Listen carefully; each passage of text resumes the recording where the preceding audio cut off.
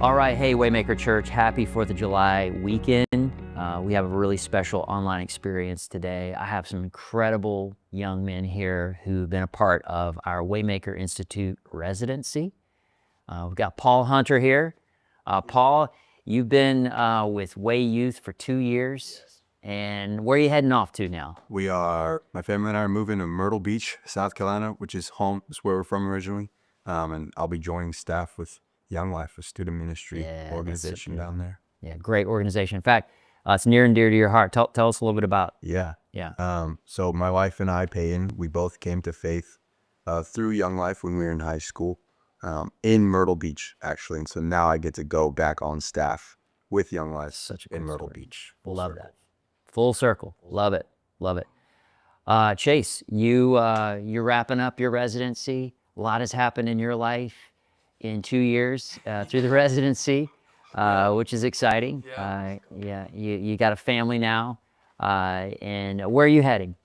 I'm heading to Southport, North Carolina, where I will be the young adults pastor for Waymaker.Church. I'm super excited about it. It's definitely different than what I was doing in my residency, but God opened up some doors, and I'm excited. Yeah, that's good. That's good. Ben, tell us where you're heading. You literally, you've almost packed up your... My kitchen as of right now, yes, like does not exist. Yes. We are heading to Vinton, Virginia. As of right now, I am the lead pastor of Vinton Wesleyan Church. Isn't that In crazy? Vinton, Virginia. Wow. Which is like 10 minutes outside Roanoke. Yes. So this Saturday, we're moving. This Saturday. I love it. I love it. There's this really cool scene in the book of Numbers where Moses he's commissioning Joshua. And I think it speaks, Waymaker.Church, to why we have an institute, why we do high capacity, high character leadership development at our church. And it comes from, of course, Christ himself has given the church apostles, prophets, evangelists, pastors, and teachers.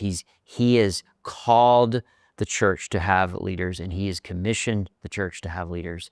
But there's this really cool scene where Moses is passing the mantle on to Joshua, and I love reading this. It says, "So the Lord said to Moses, take Joshua, son of Nun, a man in whom the spirit of leadership is the spirit of leadership." And I think I see that on each one of you. I mean, you went through the interview process to be residents, and there has to be some call to leadership and some call to church leadership.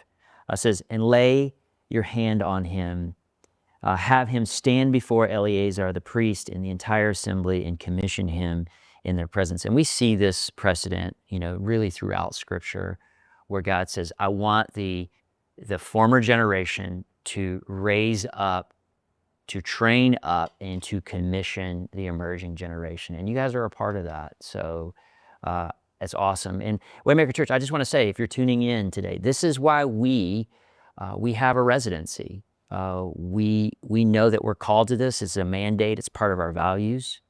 Multiplication is our mission. And it's why you give to this church. It's why you who serve on teams where a resident is learning. You may go, man, I'm 10, 15, 20 years older than this guy. But I'm going to submit to, and I'm going to follow this young man or woman's leadership, because this is part of the process. So, all right, Paul, I want to ask you something. Tell us a moment that really shaped your sense of calling through this last 2 years of residency. Yeah. I think maybe this is cheating, but I think there's been multiple moments. Okay. You said a moment, Yeah, but I think sure. there's been multiple moments. And I think it's great you referred back to Numbers and Moses calling up Joshua, because I think the moments for me have been when people I look up to, leaders in the church, you yourself even, have just come up to me and said, hey, you're built for this. This is what you're supposed to be doing. And you've called up the giftings, the calling in my life. There was a specific moment, I don't even know if you remember it, But since you're here, I want to highlight. All right, let's go. It's on camera now. It's on camera. I was at my desk, just one. I don't remember the day. I think it was after Away Youth. But you just came up to me and you said, "Hey, Paul, you're really growing up. You're doing a great job." And to hear that from you, it rocked me. It changed everything for me. Because it was someone I just really look up to. Someone who I see Jesus. I see the Holy Spirit so strongly on you. I see how you lead. I see how you lead your family, and so to hear that and to see my giftings called up and called out, it's like, wow, I'm built for this. I can do this. And there were multiple moments, when people called that up in me and just reminded me of it. And so I like to write them down. So I write them down. Just in moments of where I'm discouraged or I don't believe in myself, or that, my calling is doubted, I go back to those kind of things. And I'm like, this is what I'm supposed to do. That's so cool. I love that. And that's how the body of Christ works, right? I mean, you don't do this in isolation.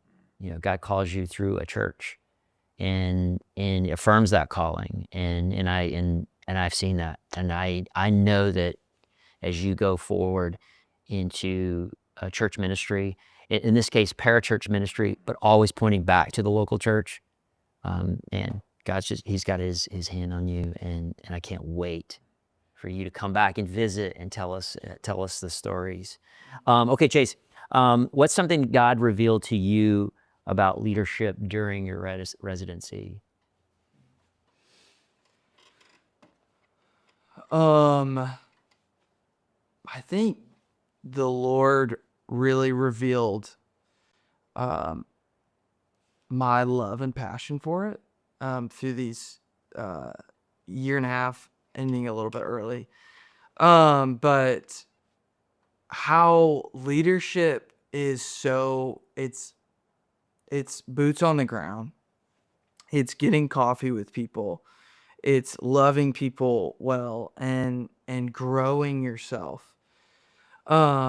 And so I think the Lord really throughout this year and a half, and even before that, I was kind of volunteering in leadership roles.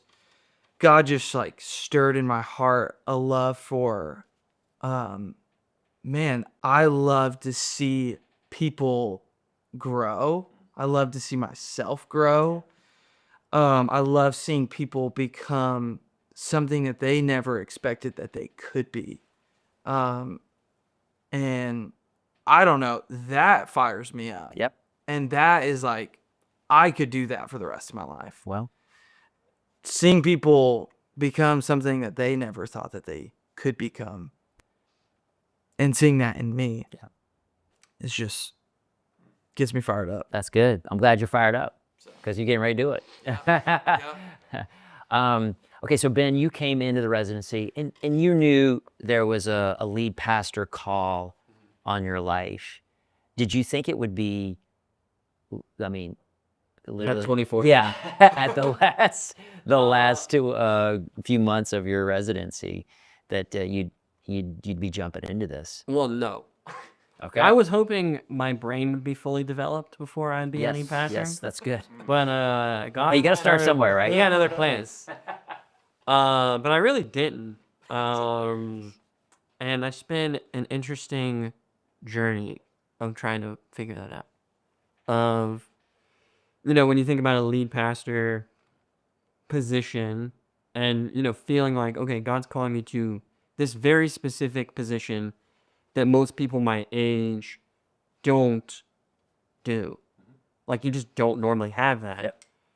And throughout the process of preparing to exit the residency, it was the question of, okay, God, where do you want me to go? I will go where you want me to go. If you want me to go work in the church for 5-10 years and not be a lead pastor, but be in church, I'll do that. If you want me to go back into the marketplace and then, bring me back to being a lead pastor one day, I'll do that. All of those are on the table. All of those can be obedient steps. But every time I asked, he was like, I have something for you. I have something for you. I have something for you. But every time he said that to me, it felt like I was getting backed into a corner. and I was trapped by obedience. Wow. And the story that was always playing out in my head was when God brings Israel out of Egypt. And if you read the story, he tells Moses, hey, don't take them the short way to the land. Because if you take them the short way, they're going to see war in the land and they're going to turn around. So he says, take them the long way. So he takes them the long way, and then they get backed up against the Red Sea, which is a massive like ocean body. Like you can't go through it. And then Egypt comes and blocks them in. And they go to Moses and they're like, did you bring us out here to die? Yep. And you read it and you're like, silly Israelites. Like, I would never think that. Yeah, we have the luxury of looking at it now, right? Yeah. But in the moment, it's this like, this was obedience, but I feel trapped and I feel like I have nowhere to go. Yeah. And then God says through Moses, now you will see what I am going to do. Like, this is not your power and this is not your strength that's delivering you. Yeah. It's me. Yeah. And that's how I felt. I felt trapped. And then God said, and I'm going to part the sea for you. And all of it, I cannot say that any of where I am right now is based off of my strength or my wisdom or whatever. It has all been just the power of God. And so it's been really faith building, but really hard. That's so good. So good. I think that, if I just want to say this to the Waymaker.Church family, these guys all have a story of reluctant leadership. And Dan Allender talks about that. It's like Moses going, am I, should I, God, I don't know. And it's that, that stirring, but also that humility that I think that we love to see as you grow in that. And it's like each one of you are going out going, okay, I'm ready-ish, right?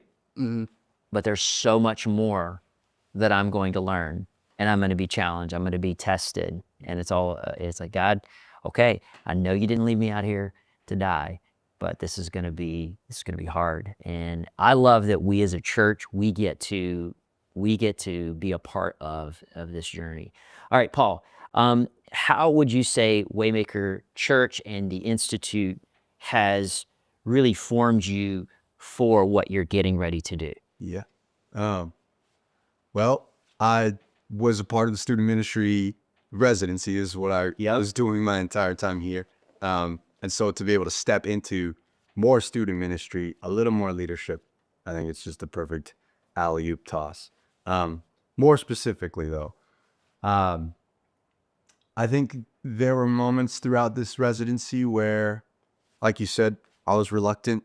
I was scared to step into what it meant to lead, to make decisions, to delegate, to say no to people. I've had to say no to people in this residency. And what this gave me, what Waymaker Institute gave me, was the opportunity to fail in the midst of all of those things, in the midst of saying no, in the midst of decision making, in the midst of leadership. I got the opportunity to fail with so much grace, with so much just honesty and forgiveness, and It's a good way to say it. I needed it, right? I needed the grace to fail because I failed a lot. There are moments that I'm not the proudest of.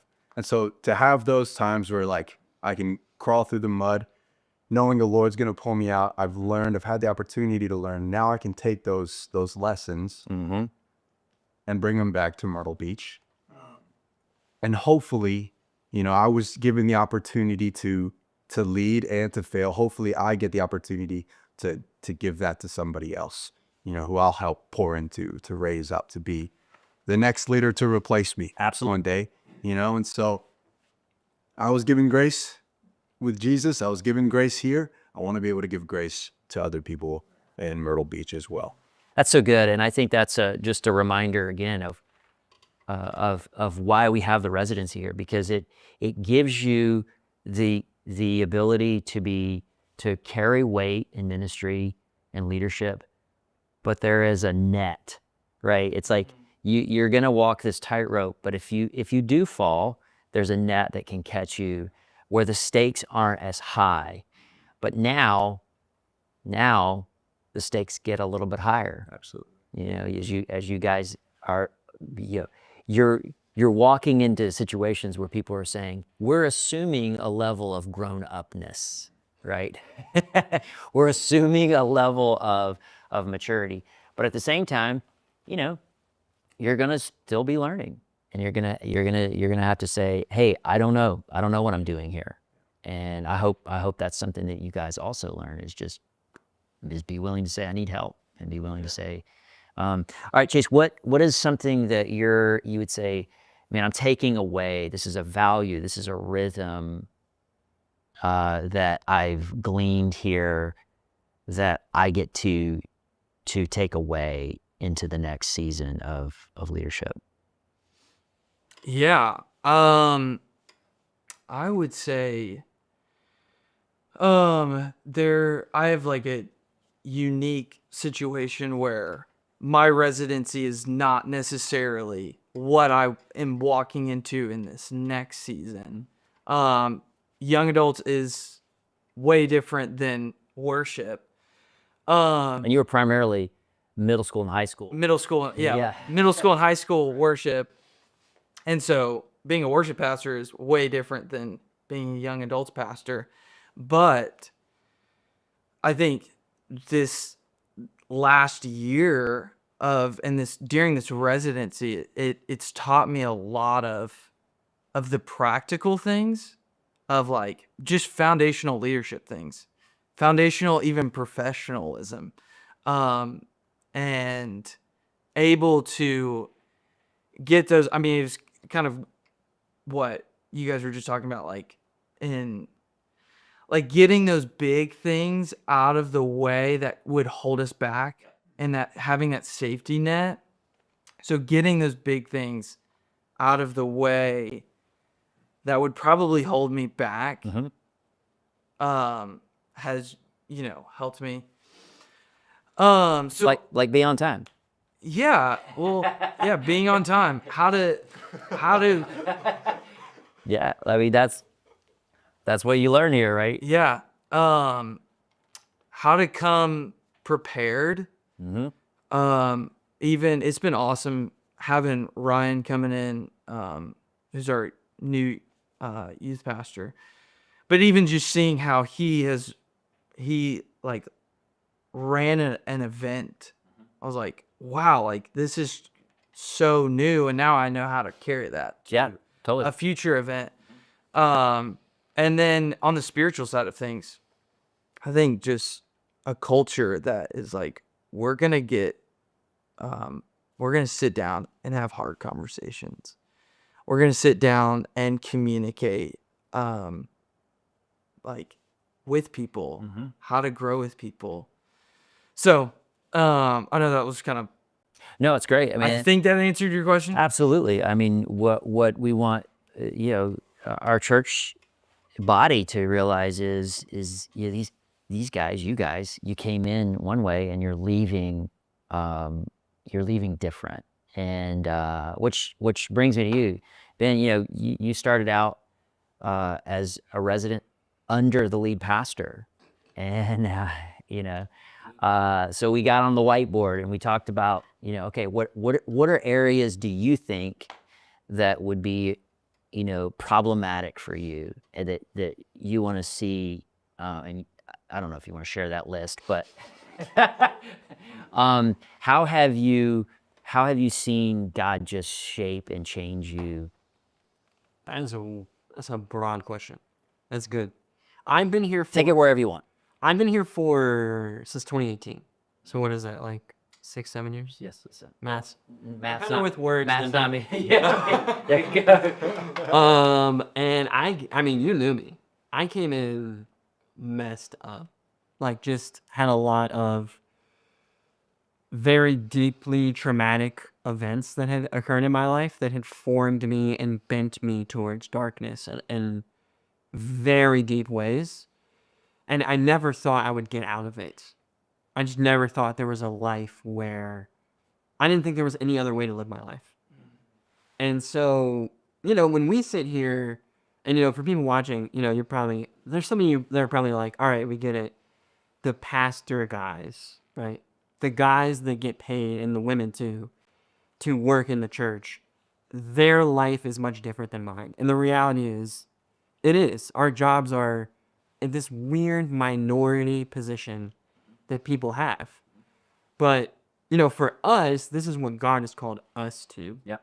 And everybody has that. And whenever you step into the unique way that God has called you to impact the world, it is always going to pull out the pieces of you that would get in the way of that, and it will stretch you and break you Yep. so that God can transform you. That's good. Whether it's being a young adult guy, or it's, selling stocks. If that is what God's called you to do, he's not going to call you to do something that you can rely on your own strength to do it. Yep. And so for me, it was this deeply transformative, like pulling out the deep pieces of myself that I didn't want to talk about, I didn't want to deal with, but I had to, because it was I'm either doing what God has called me to do, or I'm going to fail. And the thing that is going to determine that is, do I let God expose and transform the most broken pieces of my soul? And he has. And he will continue to. But the stuff that we wrote on the whiteboard, all of it was deeply rooted for me in a deep self-hatred that formed pride and arrogance and all of this stuff. And so, it's easy to be like, oh, he or she's anxious, he or she's prideful, he or she's whatever. But the root of that is what is so sobering for people. And it was deeply, and still is for me, sobering, and it just breaks me. Yeah. But breaks me in the best way. Breaks me in a way that I'm at the complete end of myself, and God meets me, and I walk away changed, and it's still happening. And I think it's an encouragement for people watching, you might not be a lead pastor ever. You might not never get paid to do Christian work, right? But wherever God has placed you and the thing that that he's called you to, it's not this fairy tale, like, easy thing. It's never going to be. Yeah. It's always going to be, God is going to break you in the deepest place that you need to be broken, because he loves you and wants you to be transformed. That's good. Not because he's trying to punish you. That's good. And I think that, in this last 8 years or 6 years, whether it was me in the residency, or me serving on production, or me just being at this church, that is what he has done in me. That's so good. That's such a good testimony. And you're so right. I mean, the work that he's doing, that we think, man, this, I don't think I'm ever going to get out of this, is actually what he turns into the ministry that you're going to give and give back. I think about not everybody makes it through the residency. There's about 20% of people who start the residency, and either they self-select and go, this isn't for me, or we help them. We help them realize, hey, this isn't for you, or at least not now. And you three sitting here, you've been through a lot of hard conversations. You've been through a lot of celebrations, and you guys are affirmed and confirmed and commissioned by this church to say, we know you're not perfect, but we know you've been tested. These guys have been tested, and they've been proven. And I'm excited to see you guys. Real quick, in 15 seconds, what do you say, Paul? And I'm going to give this to you two as well. What do you say to somebody who's watching this who may be thinking about the residency? What do you want to say to them? Don't fast forward. I'll explain. Okay. That's good. Yeah, I think it's really easy to. 15 seconds is so difficult. I think it's really easy to. It's a range. Come into the We'll try. It's really easy to come into the residency, and at least for me, be like, okay, I want to know everything. I want to have it all figured out. I mean, I'm only 22, but I'm like, I want to have it all. I want to do all the things, and fast forward through what it means to grow and what it means to learn. So I'd say don't fast forward. Continue to learn. You're gonna mess up. Yeah. Even as we're going on to the next thing, it is vital that we continue to learn and continue to be poured into and seek mentorship. So learn. Come on. Chase. I would say, be ready for your expectations to shift. And I think going into the residency, I had a lot of expectations of what it would look like, what I would be like, and all those things were great and good, but the Lord had something deeper, deeper things for me too that I was not expecting for my heart to shift in, and even my perspective on ministry to shift in. And so if you want to keep the same perspective, don't do this. But if you want to experience a radical transformation in the best way and deepen your views on ministry, this is definitely a great, challenging but great place to experience that. And yeah, it's been hard. I'm not gonna lie. There have been a lot of hard moments during my residency. But I know that God was growing me in the things that I did not know that I needed to grow in. Good. So It's good. I think if you want to grow, hop on board. Yeah, and you got married, you had a child, and you grew a mustache. I did. All in the residency. Well, like literally the day me and my wife got married, I stopped shaving my mustache. A controversial. Or I started growing my mustache. growing it. Okay. So All right, what do you got? If you are trying to do the residency to get a job and get ahead, this is not for you.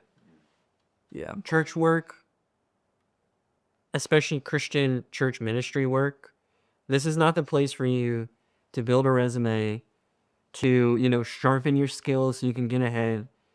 This is a calling from God. And there's too much at stake working in the local church and interacting and representing God in that specific way for you to just be here for a job. And so the question that you would need to ask yourself is, why am I doing this?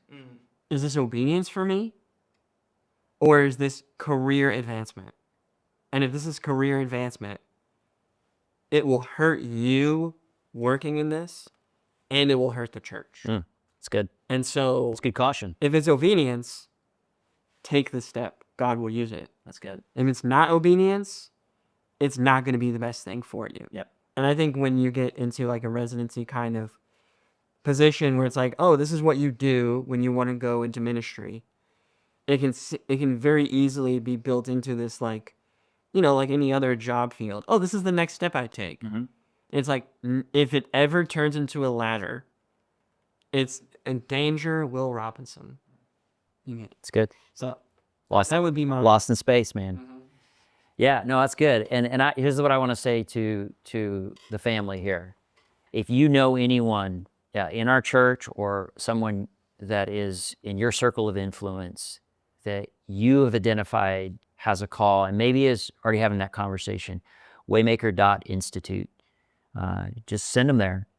They can read all about the residency, all about what's going on through our institute and how and why and what we're doing to raise up these leaders, the mandate that God has put on this church, why we put so much time, energy, resources, and attention into it, because we believe that God has put that on our church. And if you're tuning in right now, maybe you're watching this on your phone, maybe you're crowded around watching this in your living room with your family. I just want to say this. What God is doing for not just the church today, but for the church tomorrow is raising up high capacity, high character, high calling leaders through our church. And I'm so proud of these guys. I'm proud of you all as a church to let these guys preach and teach and lead, giving them the grace, coming alongside of them, many of you supporting them financially. God is going to honor this church. have an initiative to plant 25 churches in the next 25 years and send 2,500 goers, 250 of them nations workers, and these guys are a part of that. So thank you for tuning in this special weekend, this special online experience. Happy 4th of July. Go make a way.